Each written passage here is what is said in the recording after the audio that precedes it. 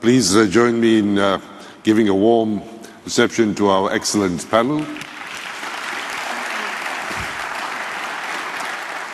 We now turn to you with your questions. We will go, I think, to the lady over there, please. Thanks. Yes. Please give us your name and your organization.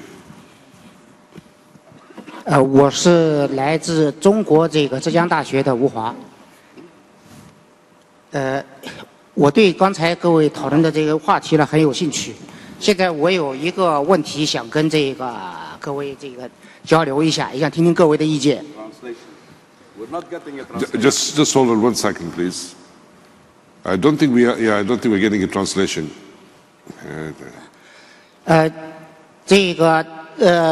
刚才各位讲的这个公司合作伙伴关系呢，在中国的话有广泛的实践。最近中国的话呢，在近10年当中已经全面普及了9年义务教育。在这个当中呢，就是各位讲的这个私立教育，在中国教。In the last few years, we have launched mandatory education, and the private sector has played a key role in China, and has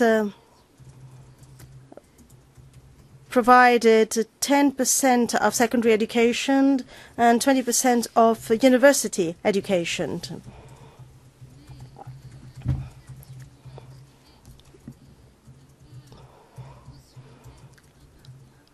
However, private education didn't get much support from the government, and that is why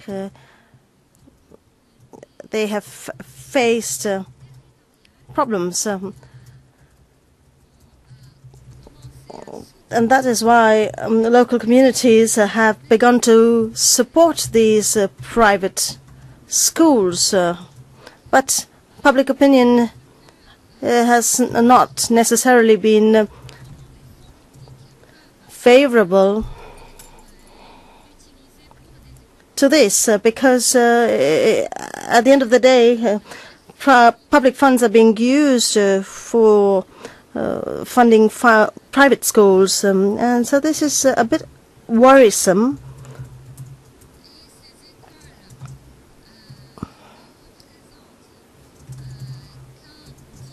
Now, these schools represent only 1/10 of all schools. And if these schools don't get enough funds, if they don't get enough aid, their future will be compromised. So what are your proposals? What are your suggestions to help private sector funding? Give that a shot.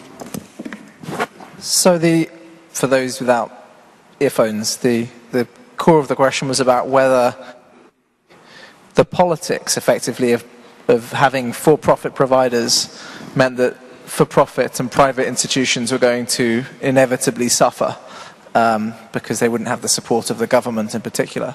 That is a very particular problem. There are lots of areas where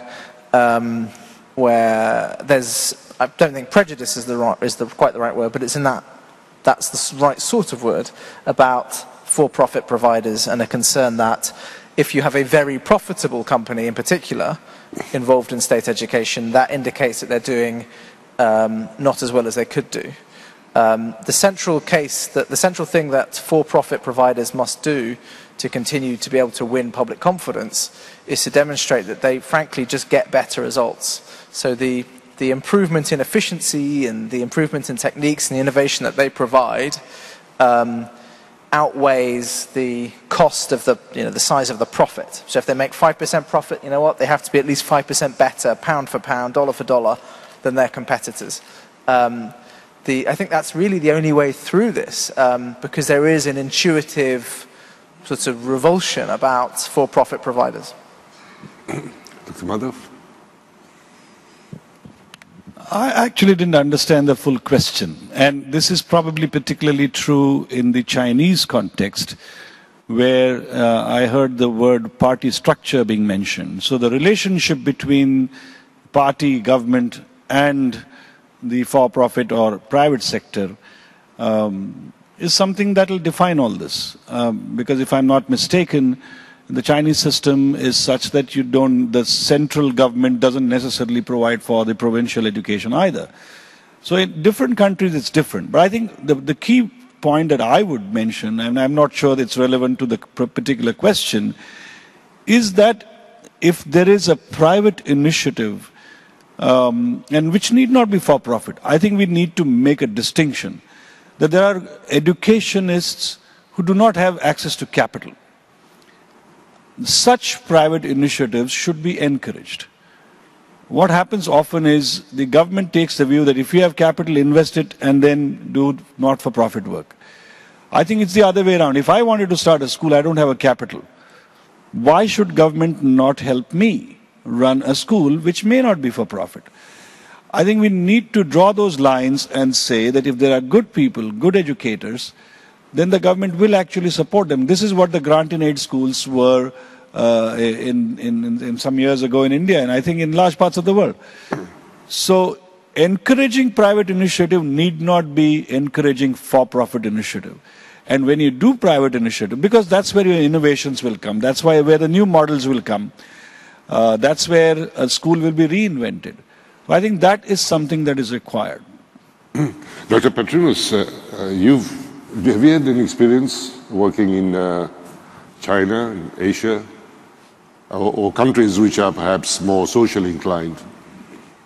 Haven't had the pleasure of working closely in China, but I wanted to make one point related to the question of funds for not-for-profits. I think this is something that's being realized now. There are several funds that have been developed that are operating like regular capital funds, but are targeting what they call high social impact projects, and they are starting to look at education. So I think it's a matter of time before significant amounts of capital are available even to not-for-profit institutions doing education. But on the for-profit, not-for-profit question, I think the evidence suggests that it really makes no difference in terms of outcomes. It depends on what the institutions are trying to do. In some cases, access to capital is very important, so for-profit institutions can access that easier.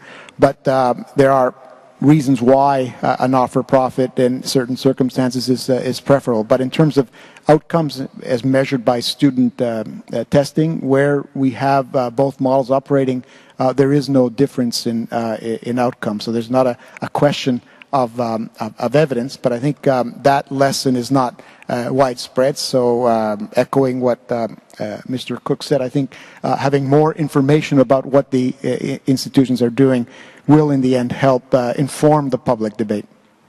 Well, Dr. Ghazaleh, how do you see this situation? I have a concrete example.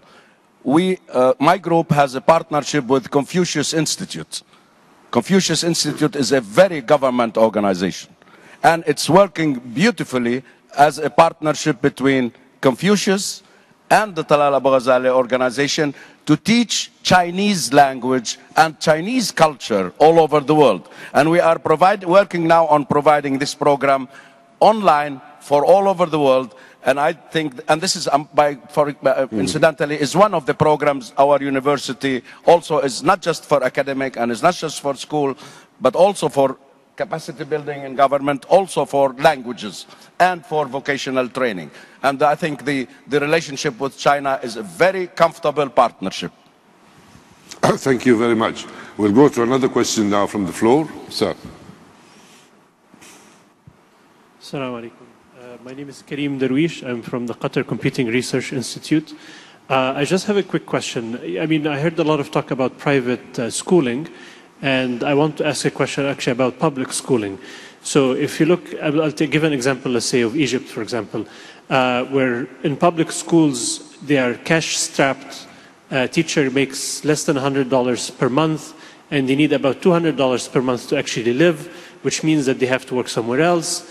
and they don't have enough resources and so forth. So what kind of private public partnerships can be done, not to create necessarily private schools, but to actually save the public schools that already exist?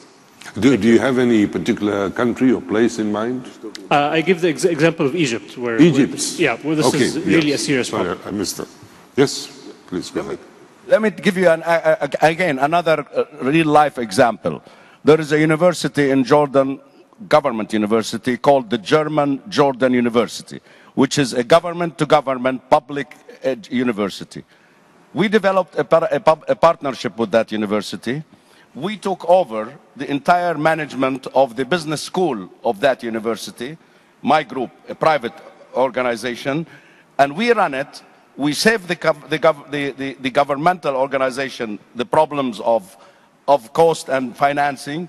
We also are able, because we invest our resources, we were able to get the prize last year of the top business graduate school of business in all of Asia. Because of this partnership between government giving us the umbrella and the private sector contributing its resources. Thank you very much. Dr. Madhav. That's always a very difficult question to answer. Because in any educational budget, the salary of the teacher or running costs on salaries is always the highest. And if the government is not able to pay and cannot get the resources together, then you have a problem.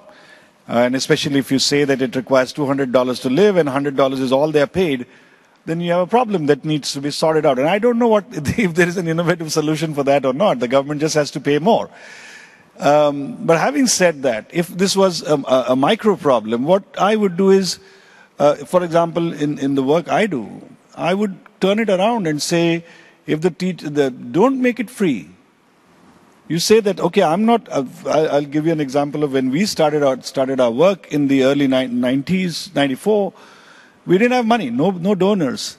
And our problem was we wanted to start 4,000 preschool centers.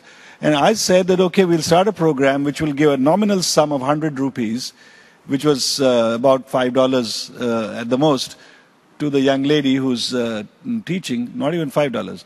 And we said that we'll give you training, we'll give you material, and whatever the community pays you is yours. I don't want a part of it. And the model just took off. Now, I don't think Egypt is about to do that, and that's not really the solution that you're looking for. But I think you've got to identify what the problem is. If finance is your problem, then one way is to make more money available, simple. The other way is to cut the costs.